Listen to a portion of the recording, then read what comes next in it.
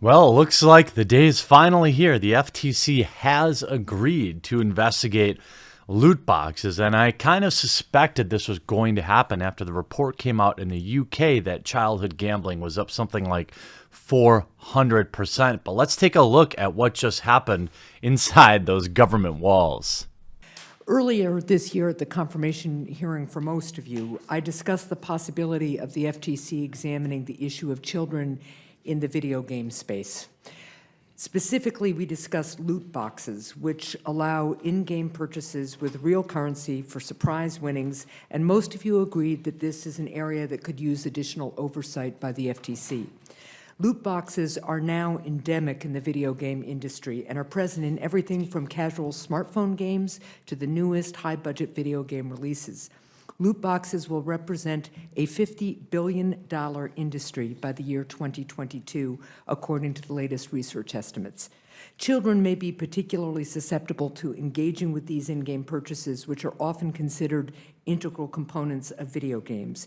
And just this month, Great Britain's Gambling Commission released a report finding that 30% of children have used loot boxes in video games. The report further found that this exposure may correlate with a rise in young problem gamblers in the United Kingdom. Belgium, the Netherlands, Japan, and other countries have all moved to regulate the use of loot boxes in video games, given this close link to gambling.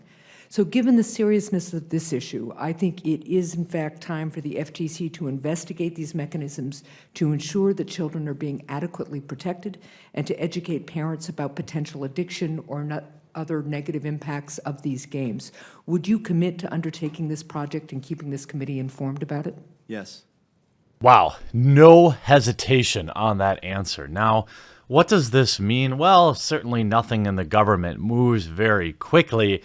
And given the way our Supreme Court is set up, I'm not entirely sure that they're going to be super inclined to want to impose regulations, but who really knows? Certainly, in my opinion, there's definitely some level of loot boxes that are just in that red zone where it's clearly predatory when you have, just over the top. For example, remember that game where the Disney game where your character is getting strangled by a vine until you put more money in?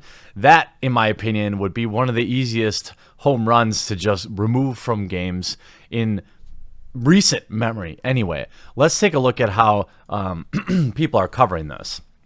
So the FTC agreed today to investigate loot game boxes following an official request by Senator Maggie Hassan.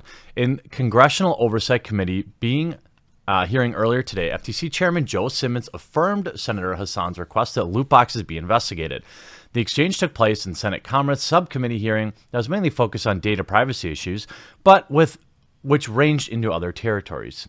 She said, loot boxes are now endemic in the video game industry and present in everything from casual smartphone games to the newest high-budget releases, adding that loot boxes represent $50 billion industry by the year 2022, likely referring to the report earlier this month by Juniper Research. Game publishers often include loot games in their boxes, which offer in-game boosts and prizes, sometimes at a cost.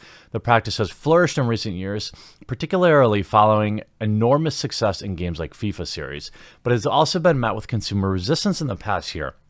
In 2017, Electronic Arts had to retool Star Wars Battlefront 2 following accusations that the game was designed around extracting cash from players through loot crates. Well, duh.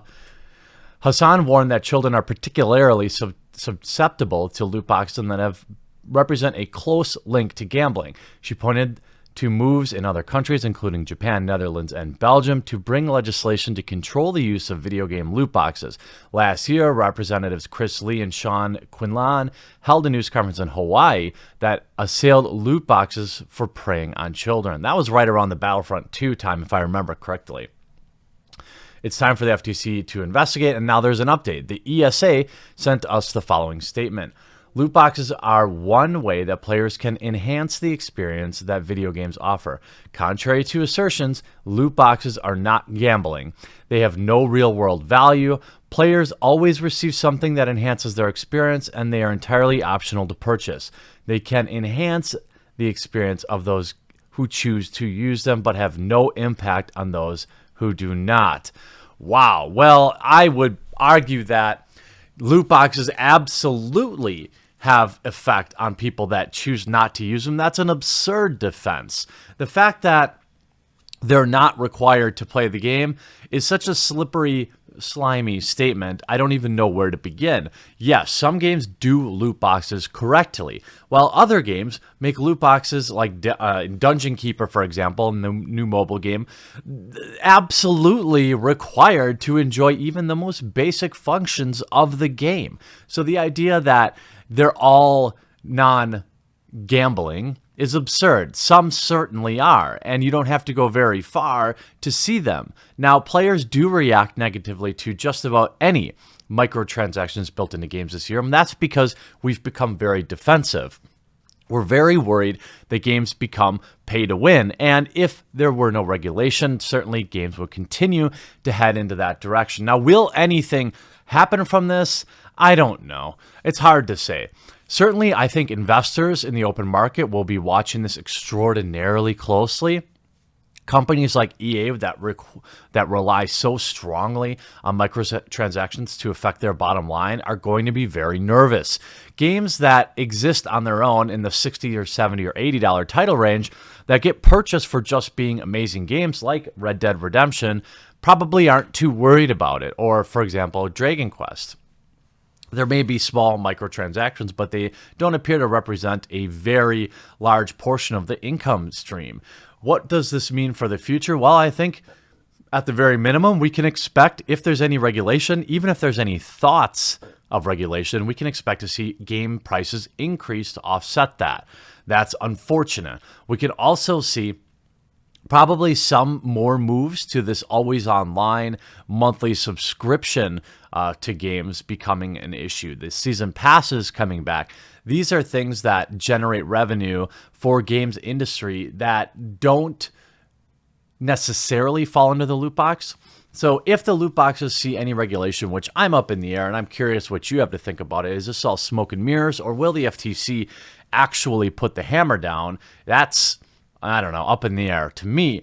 But if they do, even if there's a hint of regulation, I can be reasonably sure that this isn't going to just be a net positive for gamers. Game companies will find a more annoying way to make their money anyway. So maybe this is something, the balance of, the loot boxes are the devil we know. Now, if we push them out of the games, what is going to happen? What new monetization methods are they going to have? Are they going to sell us the games in pieces even more than they do now?